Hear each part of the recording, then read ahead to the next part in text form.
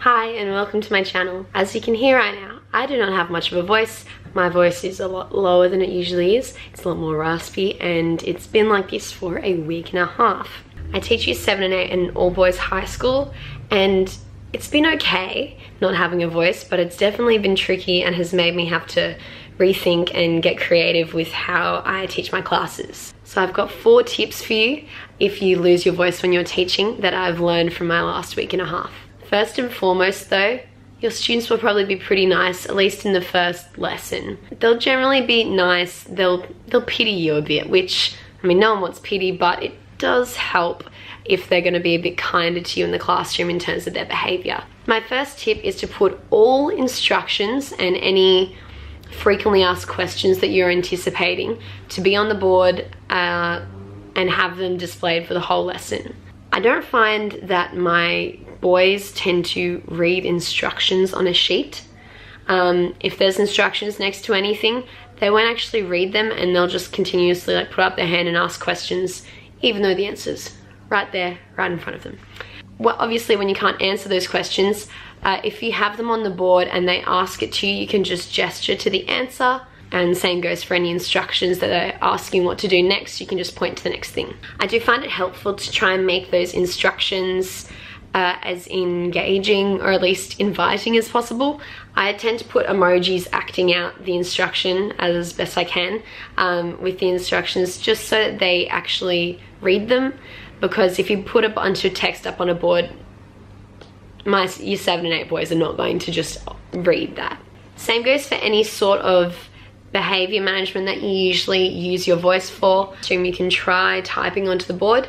Usually I'd be able to quickly just call out students who are doing the wrong thing, be like, put your phone away, take your headphones out, don't swing on your chair. The usual stuff that, you know, it just takes a second, but when you can't project your voice and you can't say that out loud, then it becomes trickier. I had to take to typing things onto the smartboard, and so in one of the year 12 classes I was being substitute teacher for, I had 2 boys in the back who were on Snapchat, and it was so obvious, like obscenely obvious that they were on Snapchat. And so I just typed onto the board saying, boys in the back on Snapchat, you're not that sly. And so boys would occasionally like put their head up and have a giggle at the screen, and then eventually got around to the back where the boys at the back finally realized that I knew and, you know, shamefully, you know, put their phones away and did the right thing for the rest of the lesson. So it's a bit funny, it's a bit entertaining knowing that your teacher can't actually say anything. Tip number 2 is to get very comfortable with miming and gesturing all day long. It's really one of your only things that you can do if you can't speak. So you'll learn some good gestures to evoke kids what they need to be doing. Tip number 3, in terms of keeping a volume level down, especially for my substitute classes where I don't know the kids, I don't have any chance to build rapport because it's the first time I'm meeting them. I find putting a online timer on the board is really helpful, so you can just press start on the stopwatch and start timing when the noise level's too loud. The kids catch on very quickly. They don't necessarily know what the consequences of that timer is, but that's something you can kind of keep to yourself anyway. It might be a matter of telling their classroom teacher, their regular classroom teacher, about the time that they wasted, or telling their year advisor. And tip number 4 is just have fun with it. It's funny when you lose your voice, and it's funny having to gesture and mime all day, but it gives your students a chance to see you as a person.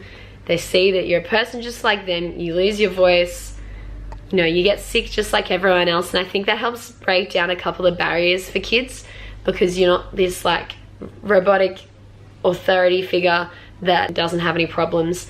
So as just a recap, first tip is to put everything possible up onto the board, any instructions, any frequently asked questions, and any behavior management like chat stuff, you know what I mean, right? Second tip is to mime and gesture and find ways to do that they actually understand what you're talking about. Third tip is the timer on the smartboard, the stopwatch.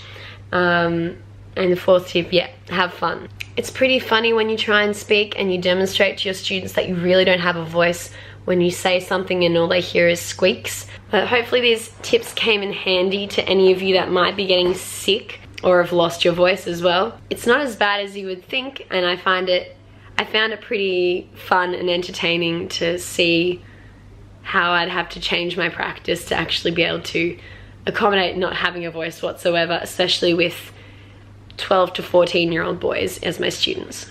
Dropping back in for another quick tip. I just finished filming, then I remember this.